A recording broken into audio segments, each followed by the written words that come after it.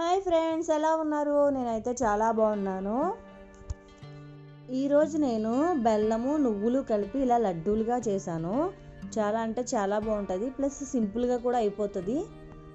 ఈ లడ్డూలు చిన్నపిల్లల కానించి పెద్దవాళ్ళ వరకు చాలా అంటే చాలా బలాన్ని ఇస్తుంది రోజుకొకటి తింటే. అలాంటి బలమైన లడ్డూల్ని ఎలా చేయాలో చూద్దామా. నువ్వులు అరకిలో తీసుకోండి, అలాగే బెల్లం కూడా అరకిలో తీసుకోండి. ఇలా చెక్క బెల్లం తీసుకోండి. దీన్ని ఇలా చిన్న చిన్న ముక్కల కింద చేసేసి మిక్సీ బౌల్లో వేసి మిక్సీ పట్టుకుంటే మెత్తగా అయిపోతుందండి. ఈ విధంగా పక్కన పెట్టేసుకుని గ్యాస్ వెలిగించి కడాయి పెట్టి నువ్వుల్ని వేసుకోవాలండి. ఇలా వేసుకుని నువ్వుల్ని చిన్న మంట మీద స్లోగా వేగించుకోవాలండి.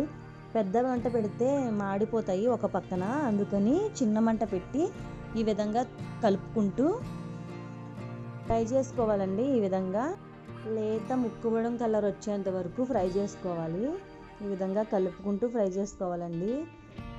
ఒక 10 నిమిషాల వరకు టైం పడుతుందండి, ఎందుకంటే చిన్న మంట మీద డీప్ ఫ్రై చేస్తున్నాం కాబట్టి కంపల్సరీ ఒక 10 నిమిషాలు పడుతుంది.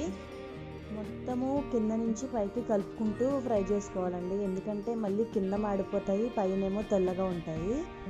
ఇలా కలుపుకుంటూ మొత్తం మీద ఈ కలర్ వచ్చేంత వరకు ఉంచి చల్లారిన తర్వాత దీన్ని ఇలా మిక్సీలో వేసుకుని నువ్వుల్ని మిక్సీ పట్టుకోవాలండి. చల్లారిన తర్వాత మిక్సీలో వేయాలి,